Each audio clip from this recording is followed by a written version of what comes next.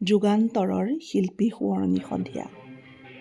Assam association চেন্নাইৰ উদ্যোগত যোৱা 14 জুলাই তাৰিখে সন্ধিয়া পৰত অসমৰ এই মহান শিল্পীকেইজনক আমি সোঁৱৰণ কৰিবৰ উদ্দেশ্যে শ্ৰদ্ধাঞ্জলি জনোৱাৰ উদ্দেশ্যে এটি সাংস্কৃতিক সন্ধিয়াৰ আয়োজন কৰা হৈছিল আৰু তাৰে স্মৃতি কিছু ধৰি ৰাখোঁ বুলি এনেদৰে চেষ্টা কৰিলোঁ। এয়া এইফালে আমাৰ ল'ৰা ছোৱালীহঁতে এটা কিডছ ট্ৰিবিউট কৰ্ণাৰ কৰিছিল, তাৰে ছেটআপ ডেক'ৰেশ্যনৰ ব্যৱস্থা তেওঁলোকে কৰি আছে আৰু মানুহো ইজন সিজনকৈ আহিছে আৰু লাহে ধীৰে। আৰু আপোনালোকে পোষ্টাৰ দেখি গম পাইছেই, আমি এই 4জন শিল্পীক আজি সোঁৱৰণ কৰিবৰ উদ্দেশ্যে এখন সাংস্কৃতিক সন্ধিয়াৰ আয়োজন কৰিছোঁ। আৰু এই আপাহতে আমি এই কণমানিহঁতলৈ বহুত মৰম যাচিলোঁ। তেওঁলোকে সঁচাকৈ বহুত নিজৰ সময় দি খুব ধুনীয়াকৈ পোষ্টাৰ্ছ বনাই আনিছে, আঁকি আনিছে আৰু লগতে অভিভাৱকসকললৈ ধন্যবাদ থাকিল তেওঁলোকক এই কামত উৎসাহিত কৰাৰ বাবে আৰু সময় উলিয়াই দিয়াৰ বাবে। এয়া আমাৰ এটা ক্ষুদ্ৰ প্ৰয়াস আছিলে। আমি ভাবিছিলোঁ যে ল'ৰা ছোৱালীবিলাকে যদি এনেদৰে নিজ হাতেৰে কিবা পোষ্টাৰ বনাই আনে তেতিয়াহ'লে হয়তো তেওঁলোকে এই মহান শিল্পীকেইজনৰ বিষয়ে কিছু কথা হ'লেও নিজে শিকিব পাৰিব, নিজে বিচাৰি খুচৰি বনাই আনিব। সেই উদ্দেশ্যেৰে এই কামভাগ হাতত লোৱা হৈছিল। এইখিনিতে এটা খুব ভাল লগা কথা যে আমাৰ এছ'চিয়েশ্যনৰ এজন সক্ৰিয় সদস্য দীপাংকৰ বৰুৱা দাদা, তেখেতৰ মাতৃ বৰমাও সেইদিনা আমাৰ মাজত অনুষ্ঠানটিত উপস্থিত আছিল। গতিকে আমি আমাৰ সৌভাগ্যৰ কথা, বৰমাৰ হাতেৰে বন্তি প্ৰজ্বলন কৰি আমি আজিৰ এই যিটো সোঁৱৰণি সন্ধিয়া আমি শুভাৰম্ভ কৰোঁ আৰু আমি এই সুযোগত এই আপাহতে আমি বৰমাৰ সুস্বাস্থ্য কামনা কৰিছোঁ আৰু তাৰ লগে লগে নিৰ্দিষ্ট কাৰ্যসূচী মতে আমাৰ সোঁৱৰণি অনুষ্ঠান আগবাঢ়ে। বিভিন্ন অনুষ্ঠানৰ ভিতৰত খুব ভাল লগা কথা হৈছে যে কেইবাটাও কণ ল'ৰা ছোৱালী সুন্দৰ অনুষ্ঠান কৰে। জ্যেষ্ঠসকলৰ অনুষ্ঠানো আছিল আৰু এই ভিডিঅ'টোত আমি মাথো চেষ্টা কৰিছোঁ যে কেৱল মাত্ৰ কণ ল'ৰা ছোৱালীহঁতৰ অনুষ্ঠানৰ কিছু অংশ আমি ধৰি ৰাখিবলৈ। সকলোবিলাক আৰু বয়োজ্যেষ্ঠসকলৰো সামৰি লোৱা নাই, নহ'লে ভিডিঅ'টো বহুত দীঘল হৈ যাব। জ্যেষ্ঠসকলৰ অনুষ্ঠানৰ এটা সুকীয়া ভিডিঅ' নিশ্চয়কৈ আমি কৰিম। তেনেহ'লে আহক আমি অনুষ্ঠানৰ মাজলৈ সোমাই যাওঁ।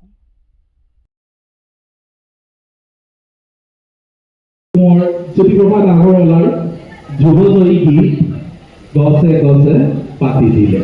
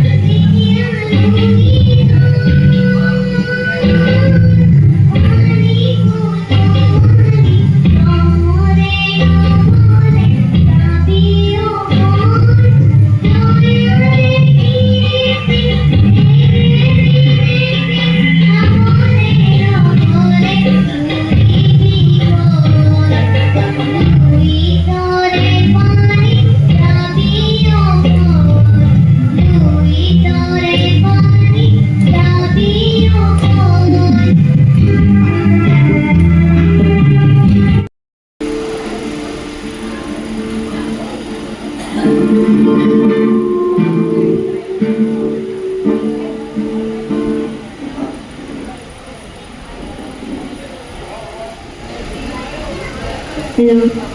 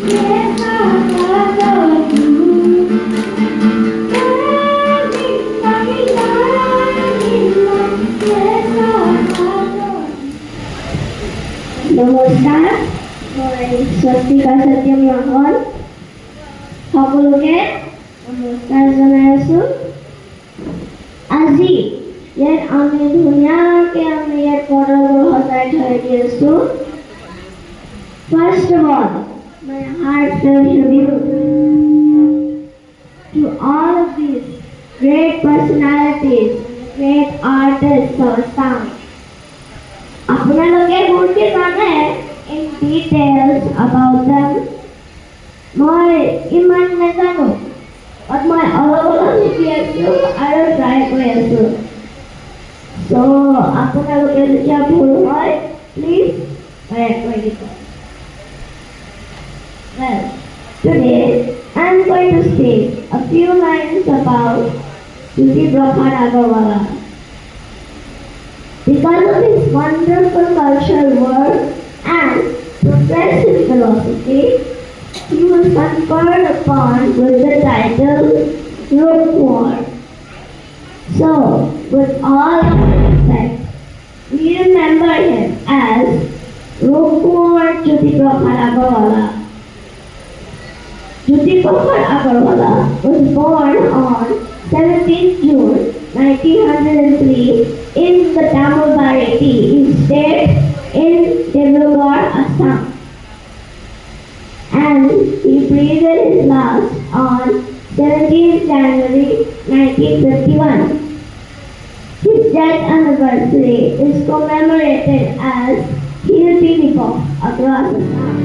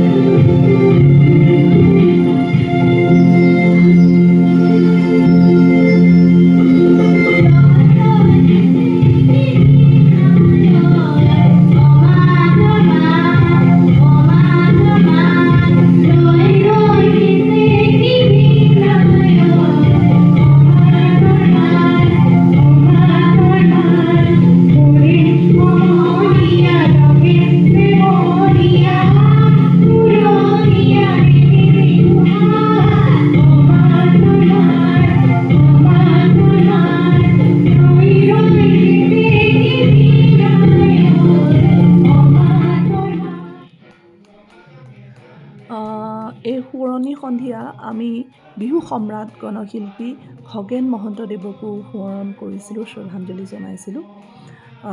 গতিকে আমাৰ অনুষ্ঠানটিত বিহু এটি নাথাকিলেনো কেনেকৈ হ'ব, নহয় জানো? তাতেই বিহু বলীয়া অসমীয়া ৰাইজ, গতিকে অনুষ্ঠানৰ সামৰণি আমি তেখেতৰ এটি জনপ্ৰিয় বিহুৰে অনুষ্ঠানটি সামৰণি মাৰোঁ, আনন্দ কৰোঁ। আহকচোন চাওঁ।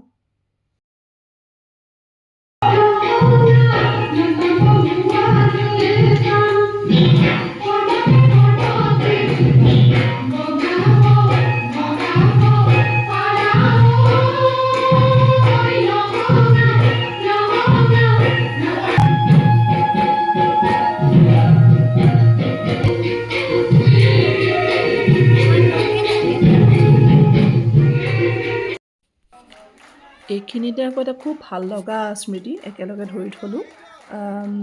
আচলতে যিহেতু অনুষ্ঠানটো আমি অসম ভৱনত কৰিছিলোঁ, আৰু অসম ভৱনলৈকে সেইদিনা আমাৰ অসমৰ মাজুলীৰ পৰা এগৰাকী বাইদেউ আহি ওলাইছিলেহি। তেখেতে মানে এই অনুষ্ঠানটো হৈ থকা দেখি ইমান ভাল পালে, ইমান দূৰ ৰাতিপুৱা 5 বজাতেই বোলে ঘৰৰ পৰা ওলাইছে, দুখে ভাগৰে আহি চেন্নাইত নামি অসম ভৱন সোমায়ো ৰুমলৈ নগৈ বাহিৰে বাহিৰে আমাৰ অনুষ্ঠানত সোমাই দিলে আৰু আমাক জানিবলৈ দিলে যে তেখেতে ইমান ভাল লাগিলে এনেদৰে অসমীয়া মানুহে অনুষ্ঠান কৰি থকা দেখি, এইকেইজন মহান শিল্পীক সোঁৱৰণ কৰা দেখি, যে তেখেতৰ দুখ ভাগৰ নাইকিয়া হ'ল আৰু তেখেতে আমাৰ অনুষ্ঠান চাবলৈ, আমাৰ লগত চিনাকি হ'বলৈ আহিলে। তো খুব ভাল লাগিলে। গতিকে এইখিনি স্মৃতি আমি ধৰি ৰাখিবলৈ চেষ্টা কৰিলোঁ। কবিতা বাইদেউ, খুব ভাল লাগিল, আকৌ লগ পাম কেতিয়াবা দেই।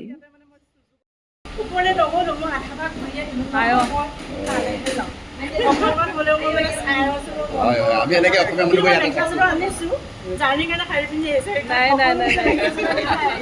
ইমানে ভাল লাগিছে মানে তুলনা নাই আৰু অত্যন্ত ভাল লাগিছে মানে। আপোনাক পাই আমাৰ বহুত ভাল লাগে। আপুনি আকৌ পৰিচয়টো দিয়কচোন, মই ধৰি থৈ দিওঁ। শুনিলোঁ ইয়াতে মানে মই যুগমীয়া কৰি পেলাই ৰাখি থৈ দিওঁ ভিডিঅ'ত। ক'লে আকৌ এবাৰ মাজুলী, এতিয়া আপোনালোকে সকলোৱে জানি আছে মাজুলীটো এতিয়া মাজুলী নয়া বজাৰ হয়। এতিয়া কমলাবাৰী ভৱনী ঠাই চৰকাৰী দিছে। মই আছোঁ মানুহজনৰ মেডিকেলৰ আজিকালিতো যাতায়াতৰ যথেষ্ট অসুবিধা হৈছে। নদীখন মানে এনেকুৱা হৈ গ'ল, যদিও পানী বাঢ়িলে কোনফালে বাম কোনফালে দ ধৰিব নোৱাৰা হ'ল। নাও লাগি লাগি ঘূৰিছে, কালি মানে নাও লাগি ধৰিলে। সেইকাৰণে আমি একদম বগীবিলেদি ঘূৰিছোঁ। বগীবিলেদি আহি যোৰহাটৰ পৰা কলিকতালৈ, কলিকতাৰ পৰা আকৌ চেন্নাই জাষ্ট নামিছোঁ। এতিয়া আহিছে। আপোনাৰ ইমান এনাৰ্জি, নামি আপুনি আহিছে। বাইদেউ, আপোনাৰ নাম? কবিতা বৰুৱা। খুব ভাল লাগিলে দেই। মানে আমি অকণমান এনাৰ্জি মোৰ ডাউন হৈছিলে, আকৌ পাই গৈছে। বাহিৰে বাহিৰে আহিছে। মাজুলীটো আমাৰ সাংস্কৃতিক মানে যিসকলে এইসকলৰ হেৰিটো যাৰ ভিতৰত আছে নোৱাৰে কিন্তু একদম ভিতৰৰ পৰা এতিয়া মানুহজনক কেনে মেডিকেললৈ দিব লাগে, তেখেতেতো কৈছে ৰুমলৈ যাওঁ, আমাৰ কিন্তু নাই পৰা। মই ভালকৈ বুজি পাইছোঁ। লৈ যাওঁচোন, হয় হয় হয়, ভাল লাগিলে দেই।